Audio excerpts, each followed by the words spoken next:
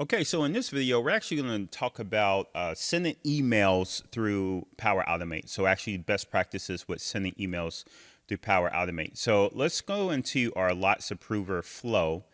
And what this is going to do, if I can actually remember how to get into it.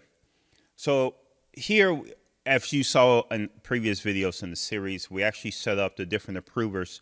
Let me do this. Let's go to the whiteboard and then talk about our list, our approver flow.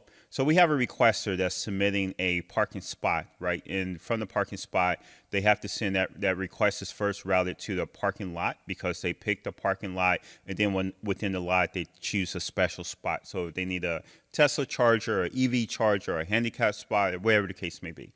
So the lot approver has to approve it first, and there's several, and we have a mapping list. Once the approver of the lot approves it, and then it goes to the special spot or the special scenario approver for that particular lot, right? So what we have here is that if the lot approver declines it, it goes back to the requester. If the spot, even though the lot is approved, if they don't have any spots for that particular day, it goes back to the requester and they have to resubmit. But if everything's happy, then it follows the happy path.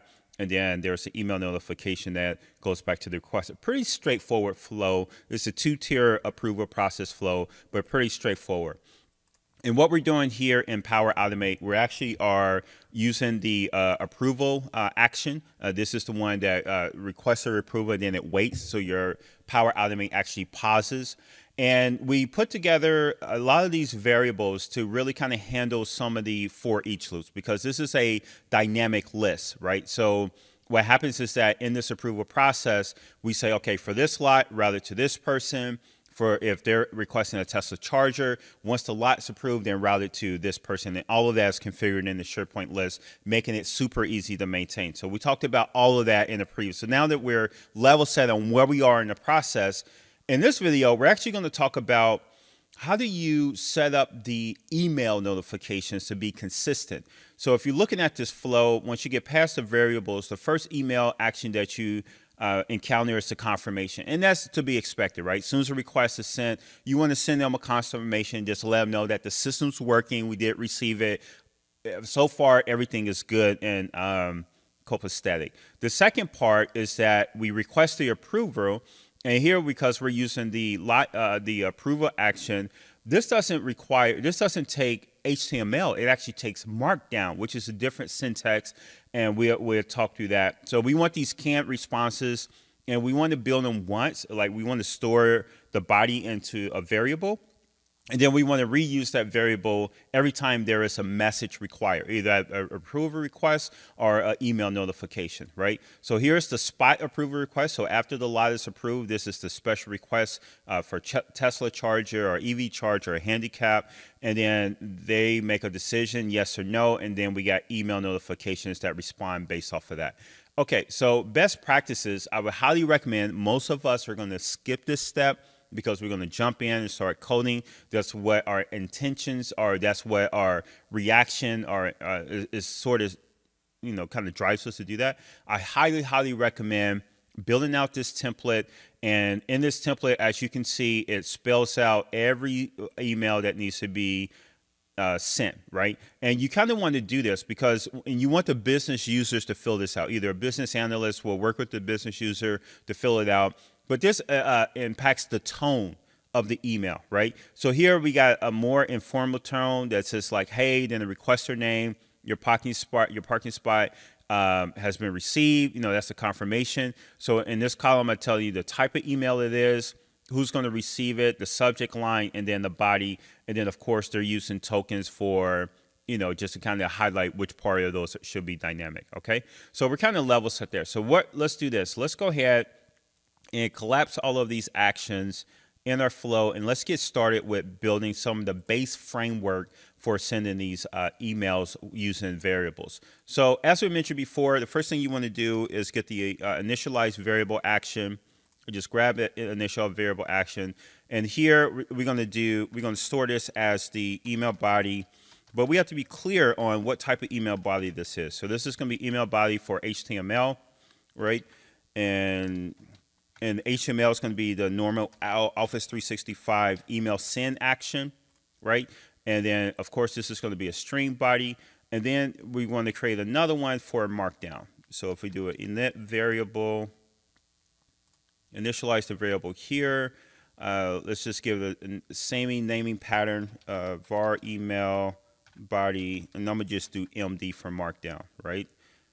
So let's just repeat this guy here, MD for Markdown, and this is going to be a string, okay? So if you look at these templates, and this is why it's important to kind of do this template first, you start to realize the pieces that are repeatable. You will see this request details, right? And what we did here in the template, we had another section for request details, exactly what that's going to call out to be. So let's do this. Let's just copy this so that way we get all the verbiage right. And that's the thing. Some organizations spend a lot of time on email messaging. Like, depending on how wide spread the flow is within the organization, you can actually have the communications department chime in, and there's all these reviews. I mean, I don't know if it's legal. Like, I don't know if it goes to that extent, especially with it being internal, but definitely HR, the communication department, some SVP, senior vice presidents or vice president directors, or whatever the case may be. You get a lot of people scrubbing those. So you want all of that vetting process to happen in the template, not necessarily once the flow is completed and you're kind of at this holding pattern because they're working on copy. You know what I mean? So, okay, so let's do this. I got some base markup, and this is going to be raw HTML. And it's basic HTML, right? It's just, opening div tag. You have to take into account that you're closing all the tags that you're open. We have this inner div that's going to be the URL for the link. I think we talked about this last time. Whereas it's easy to get the link, the URL to the requested item, but is to format this, especially if you do it in the email action, it converts your entire email action to HTML only, which is nasty, right? Because it's hard to work with. We're actually going to circumvent. We're actually going to do the same here because this is all HTML anyway. All right, so let's do this. Open really basic div. UL, and then all my LIs are going to be all the items I want to request here. So we got the requested date. Let me just go ahead and copy this. You're not going to get the same formatting, especially if you're used to like a code editor. That's the wrong copy. Like a code editor, you're not going to get your tabbing and all the other stuff that you expect. And so you're going to have to kind of deal with the spacing here a little bit. It's a little annoying, but we learn how to deal with it. And this markup is pretty basic. It's not a lot going on here. So let me just get all these pieces here. And then the vehicle information.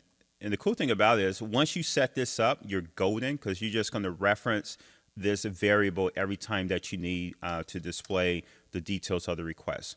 All right. And here I got a few styling pieces going on. Nothing major, but it's all HTML, so it's kind of hard to read. Okay, so once I have that, all right, so this is going to be my ULLI list. That's going to tackle this piece. And now they ask for this line break here. So to do that line break, what I'm going to do, I'm going to actually repeat this, and I'm going to just do a break, line break there. And this is where my HTML syntax gets challenged a little bit. All right, so that's going to break that line. And then I'm going to repeat my ULLI pattern to get the last piece, the requested by, and then the date submitted. All right. So just go ahead and paste that in, and then date submitted, and then go ahead and paste that in. Everything else is extra, and we can get rid of that. So now let me get rid of all this. Really basic, right? I mean, you got is nothing earth-shattering here. All right, so once I have this, you want to just make note of all your spacing, especially between the bold headline. So here we got requested date. I think that's going to be start. And you definitely want to place your cursor right where you want your token to go. So here, let's just do lot. So the remember parking lot value, right? Because that's a choice option. So you want the parking lot value, so you get the selected value and not the reference to the control.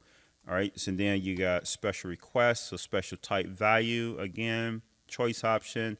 Vehicle, we're just going to concatenate make, right? And then do a space, and then do model. All right, So we got that. And then when it comes to requested date, oh, I already had the requested date. Why is requested date? Oh, that's a duplicate. We don't need that, right? What did we say? Requested date, parking lot spot, vehicle, then the line break. So this is extra. Let's get this out of there. And now we're going to request it by. This is always going to be the created by. So this is going to be created by, and because this is a people person column, you're going to have many different properties get blown out for you. We just need a display name in this scenario. And then for the date it was submitted. So this is going to be the created date. Oh, look at me. Look at me. I'm screwing this up. I want my strong tag before my token. Oh, man, this is really, come on. All right, so now we have that. And then date submitted, this is going to be created. So let's just go and then select created in there, and then we're good to go. So now with this href, right, so you see my a tag. This is going to be a link to my item. So I think that's just item URL or link to item. Let's just call it link to item. And then here we want to represent that link in some way. So just say link to the request. Right, so that's going to cover all that. Okay, so remove all that placeholder text, and that's good. So I think we're good there. So let's just go ahead and save it. Another thing that we probably can do, we can come in here and format these dates. We can wait and just see what this email looks like before we go and format the dates. So now we want to do something very similar, but with the Markdown, right? So here, let me just copy this again and go into my Markdown variable. Give me some breathing room. I just paste that in as raw text. And to get into the Markdown, like what options you have available to you, what we can do, let's go to this approval request. Let's remove details. There's actually a placeholder text that says, go to AKA-MS approval details. I already have that. So I went there, and that sends you to this site here. And it gives you some basic syntax on how to achieve some key formatting pieces. So here, you know, you got your H1 or H1 through H5. You're just going to do the number of hashtags that represents the header number. So if it's H1, 1 hashtag, H2, 2 hashtags, so on and so forth. To do a paragraph, I think you just skip a line or spaces or something like that. So what we're interested in, we're interested in the unbulleted list, not numbered, unordered bulleted list. Which can be achieved using hyphens, right? So we want that, and we also want how to make the text bold. And to bold the text, you just want to do 2 asterisks wrapped around the word, right? So a couple of asterisks to wrap around the word. So taking that concept, right? Let's go back to this guy, and then to make it bullet. We want to do the single hyphen, skip this one. This is actually way easier than HTML, right? For link to request, we actually do not need this, right? Because the approval action actually has that embedded. It actually has a special field for that, so we don't need that. And then what we want to do is just go ahead and wrap these with the double asterisks, the pieces that we want bold.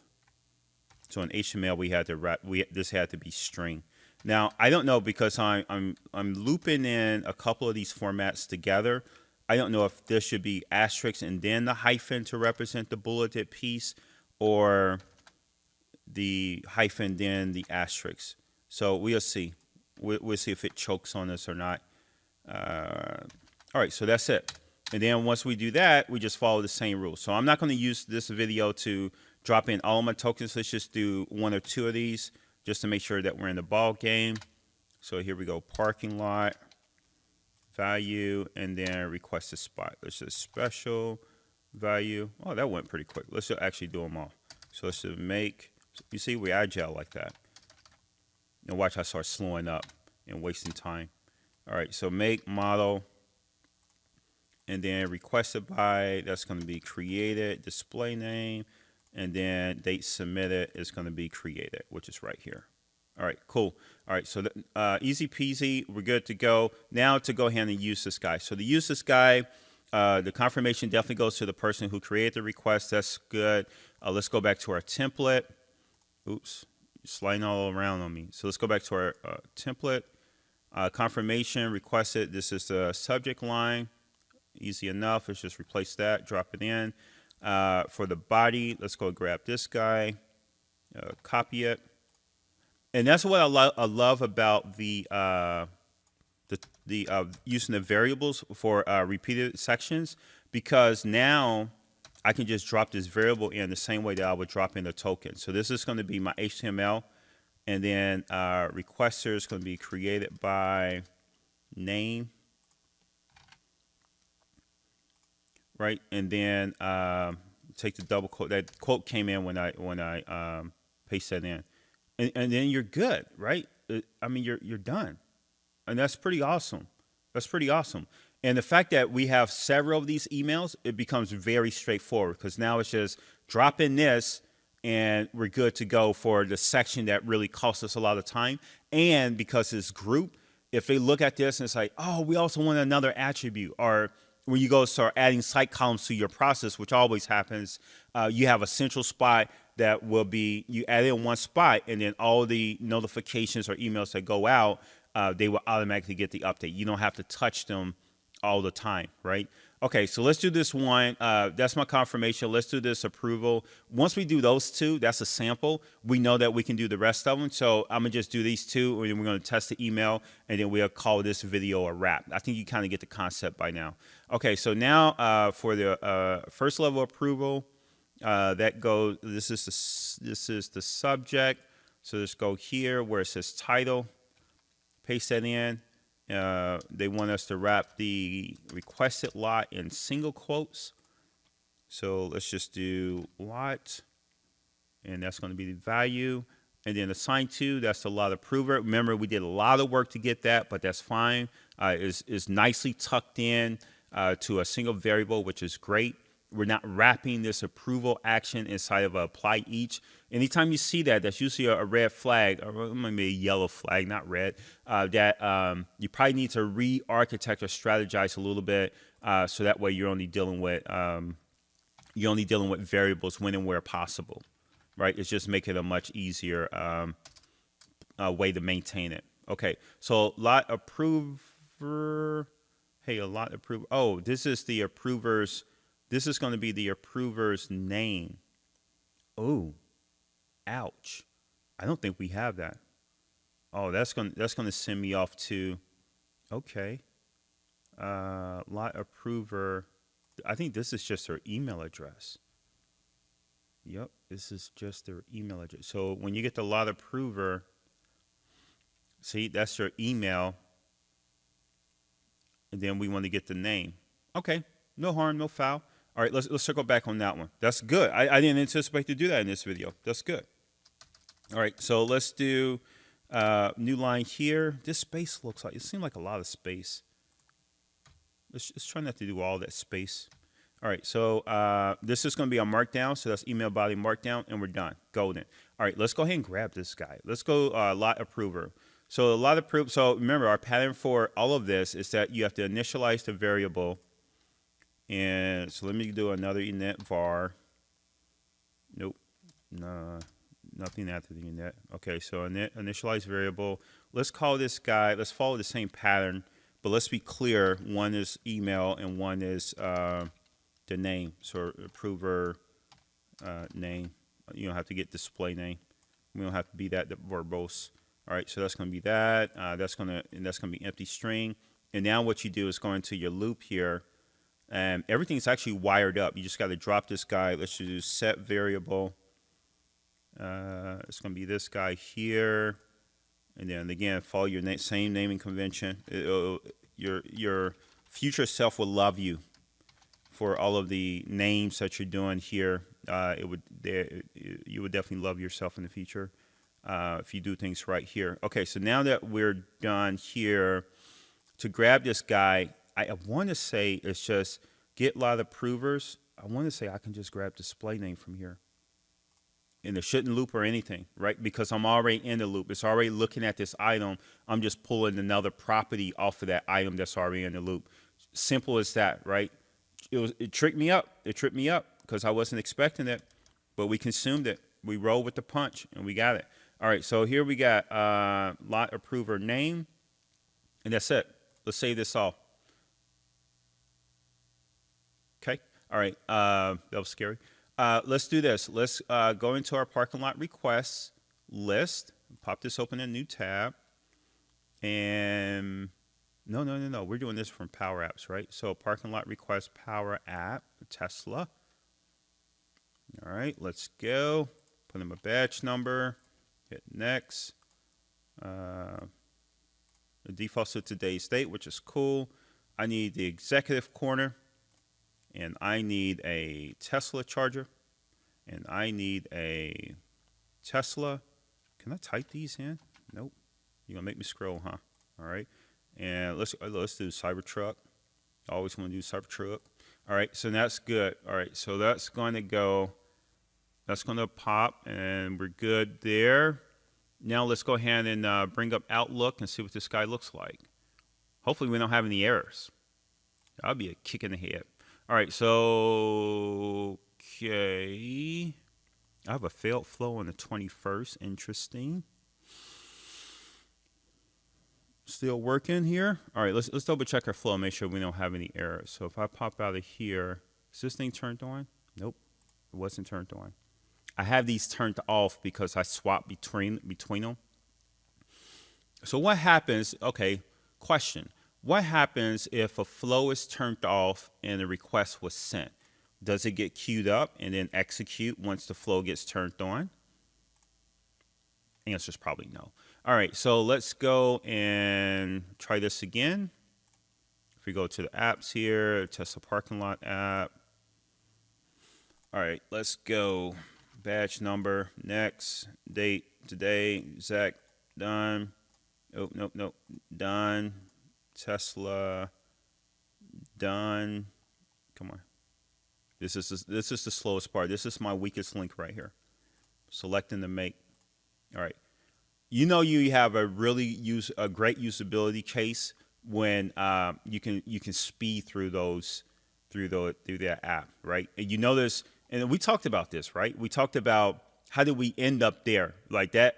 We actually have, there's a video dedicated, I think it's under the Power App series, dedicated to how do you modernize the UI. It kind of threw a few, using that term, modernize the UI, they was like, oh, the modern SharePoint look and feel. Now Power App's been refreshed with modern, but that wasn't the case, sorry. All right, so parking lot request has been received. Your parking lot request has been, dude, it did. As soon as I turned that flow on, it executed the request that was sent while I was asleep. Look at that. I didn't think that was going to happen. Amazing. All right, let's see what our format email looks like. Beautiful. Actually, it's kind of ugly, but the concept's cool. I want to do branded emails. We should try that. We should, like, what would it take to send an email that has the logo in it, right? Or how fancy can you get with these emails? We should look into that. We should look into that.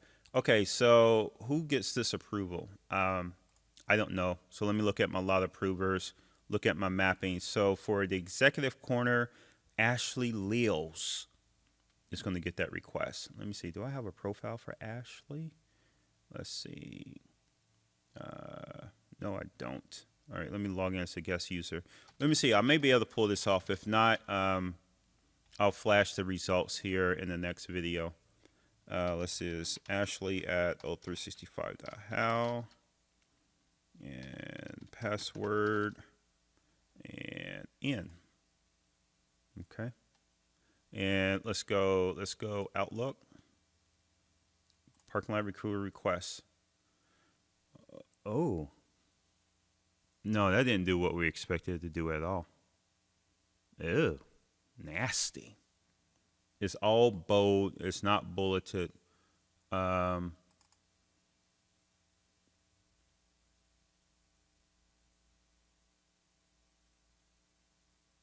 All right, so here's my correction video on my Markdown. So just to kind of show you, I was able to achieve this layout, which is actually a lot closer than what we were expecting. I still have to drop in my token here, but if you remember, we received this this format here in our first attempt to do the Markdown. So this is where I learned. This is what I've learned just playing around with it.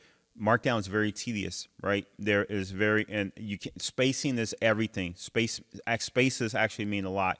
So what I had before, if you zoom in here, let's see if we can zoom in.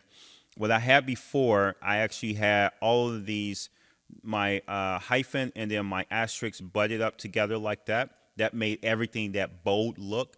As soon as I added a space between them, it came in as expected, right? The other thing I had here, I had a space after the asterisk for vehicle, and I just assumed that probably was the thing that made this entire thing bold. You have to remove the space. So to make this bold, you have to butt up the 2 asterisks in front, 2 asterisks behind, no space. Follow that all the way through, and then to get to unordered or a bulleted list, just do a hyphen with a space. And it looks like this is the right combination where my hyphens outside of the asterisk to achieve this look. So once I corrected that, instead of getting this blob here, which and I think, so the space at the vehicle is the one where it's the reason why you see the actual asterisk versus it applying the bold. But once you do this, once you follow the spacing and get everything what it expects, this comes through as expected, and we're ready to rock and roll. All right. You have multiple emails. The best thing you want to do is collapse those into a variable, encapsulate them, do all your fancy formatting once. That way you're centralized. Drop that variable in the multiple actions that you need to send email or send email requests. Understand when you're sending out approval requests, you're using Markdown if you're using the approval action. Another way that you can do, you can actually use send email with options. It's going to be limited. The only problem I have with send email with options is that there is no comment field, right? So if they decline it, that's usually when you really, really need a comment, so that way you can communicate back why it's declined. Communicate with options, so far I haven't seen how you can do that. So it's going to require extra plumbing. That's why I kind of gravitate towards the approval action, but it requires Markdown. And as you can see, all right, that's it for this video. I'll see you in the next video. Any questions, I'll meet you in the comment section.